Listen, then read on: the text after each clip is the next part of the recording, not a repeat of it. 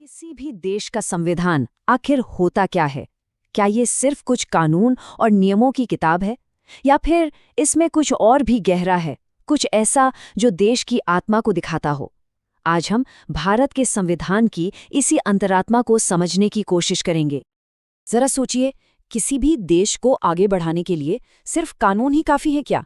या कोई ऐसी चीज भी होनी चाहिए जो एक गाइड की तरह काम करे, जो बताए कि एक बेहतर भविष्य कैसा होना चाहिए। और बस यहीं पर एंट्री होती है हमारे राज्य के नीति निर्देशक सिद्धांतों की, यानी डायरेक्टिव प्रिंसिपल्स की।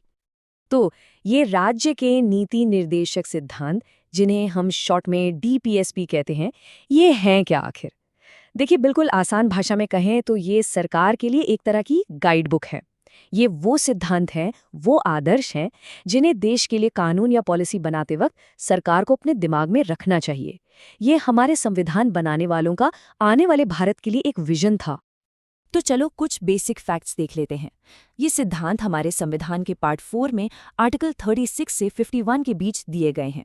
और दिलचस्प बात यह है कि ये आइडिया हमने 1937 के आयरलैंड के संविधान से लिया था। और मजे की बात तो ये है कि आयरलैंड ने भी आइडिया स्पेन से लिया था।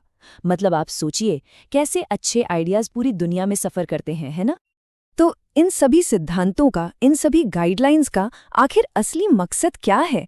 इसका सीधा सा मकसद है एक ऐसे भारत का निर्माण करना जहां सामाजिक और आर्थिक लोकतंत्र हो। मतलब बात सिर्फ वोट डालने की आज़ादी तक सीमित नहीं है, बल्कि ये पक्का करना है कि हर नागरिक को समाज में और आर्थिक तौर पर न्याय मिले, एक सच्चा वेलफेयर स्टेट बने। अब आते हैं सबसे बड़े, सबसे जरूरी सवाल पर। अगर ये सिद्धांत इतने ही जरूरी हैं, तो फिर इन्हें कानूनी तौर पर लागू क्यों नहीं किया जा सकता? मतलब आप इन्हें लेकर कोर्ट क्यों नहीं जा सकते? इसका जवाब हमें इतिहास में मिलता है।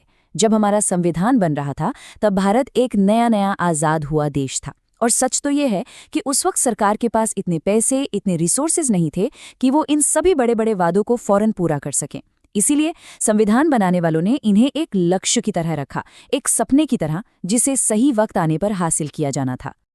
इस बात को ना कॉन्स्टिट्यूएंट असेंबली के एक मेंबर प्रोफेसर केटी शाह ने क्या खूब समझाया था।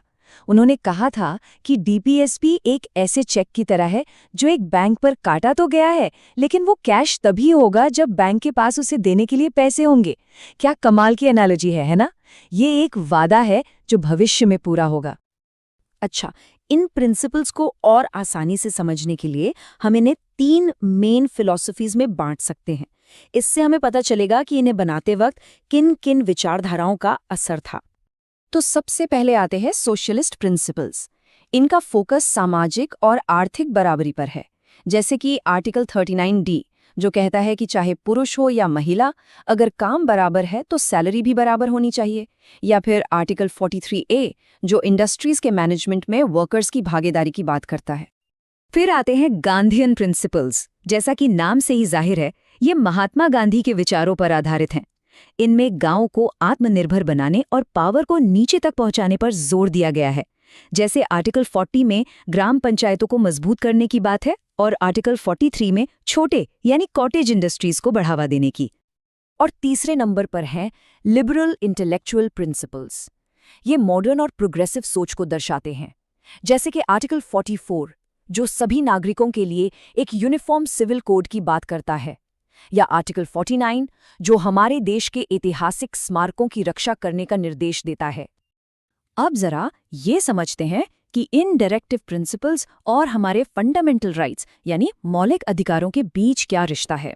ये हमारे संविधान का एक बहुत ही खूबसूरत बैलेंसिंग एक्ट है। तो यहाँ एक सीधा सा कंपैरिजन है।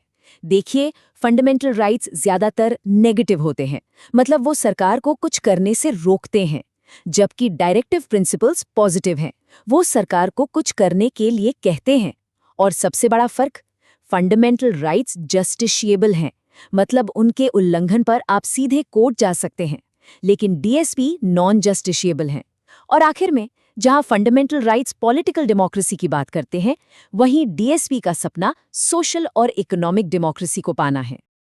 तो बॉटम लाइन ये है कि अगर कभी किसी कानून को लेकर इन दोनों के बीच टकराव की स्थिति बनती है, तो आमतौर पे फंडामेंटल राइट्स को ही तरजीह दी जाती है। एक व्यक्ति के अधिकार समाज के बड़े लक्ष्यों से ऊपर रखे गए हैं, लेकिन इनके बीच संतुलन बनाने की कोशिश हमेशा चलती रहती है।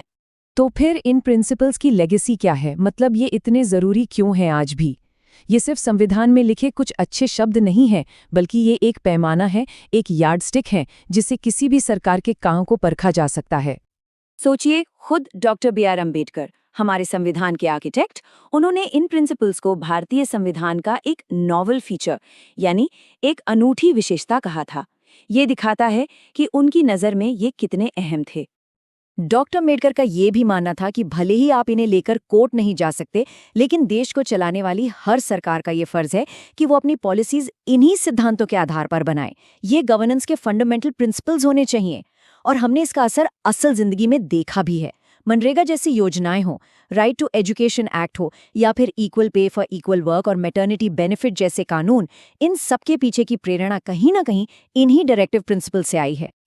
और सिर्फ अंबेडकर ही नहीं, former chief justice M.C. Chagla ने तो यहाँ तक कहा था कि अगर इन सभी सिद्धांतों को पूरी तरह से लागू कर दिया जाए तो हमारा देश सच में धरती पर स्वर्ग बन जाएगा।